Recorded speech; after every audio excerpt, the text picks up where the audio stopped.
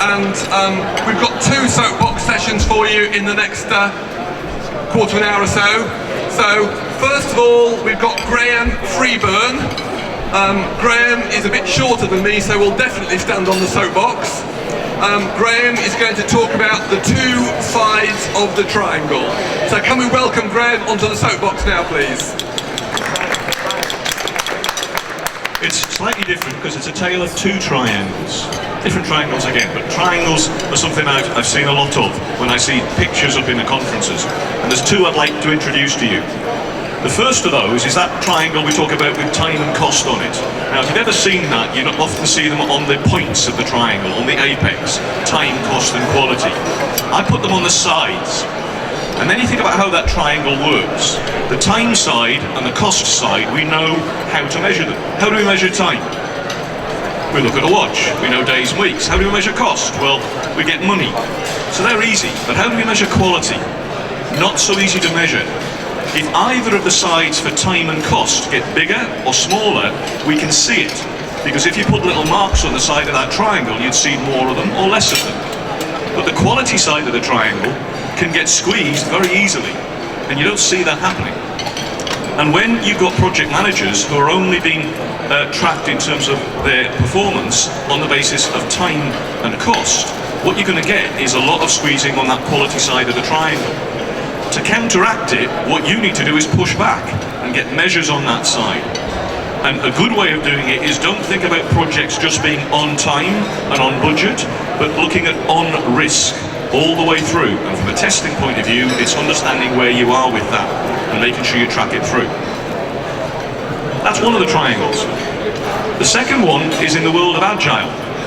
When people talk to me about what agile testing is, I say it's not one thing, it's 3. And the way I try to think about it is if you imagine 3 poles in the ground and a rope that's tied around them and kept tight. The first of those poles is good testing done by developers. And included in that should be automated checks that they build into their code. And that'll help us in the CI space.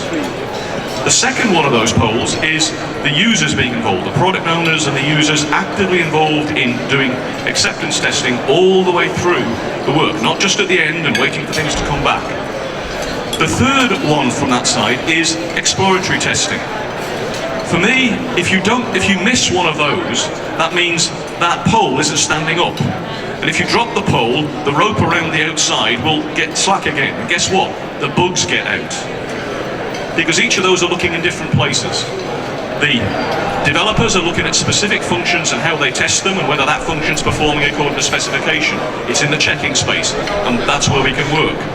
The users are interested in where they're going to use the system and how they're going to do it, but they won't look at the edge stuff. They won't look at well, what else could we do and what might go wrong? And that's where the exploratory testing kicks in. If you don't do all 3 of those, then your chances of success in agile testing are virtually nil, in my view. So, think about those 2 triangles, and if you've never come across them before, if you want pictures of them, I've got graphics for them as well. Hopefully they'll help you understand a little bit more about both of those. But in my experience, trying to explain that agile, it works.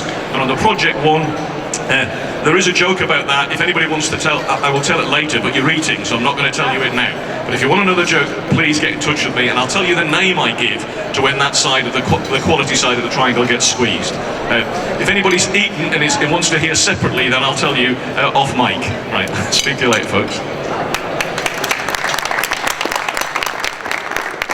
Thank you very much, Graham. We've got a couple of minute break now. Just to warn you, something in what I'm going to say may make you wish that you'd finished eating, okay? So, thanks. Sorry, you read it. I've changed it slightly, but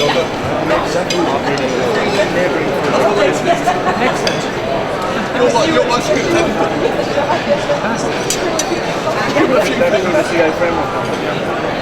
Like one different flavour, like.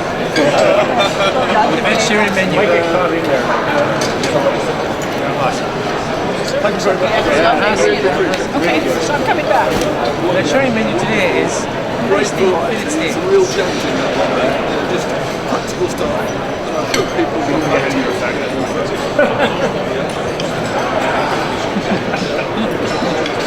hard to believe, hard as you know.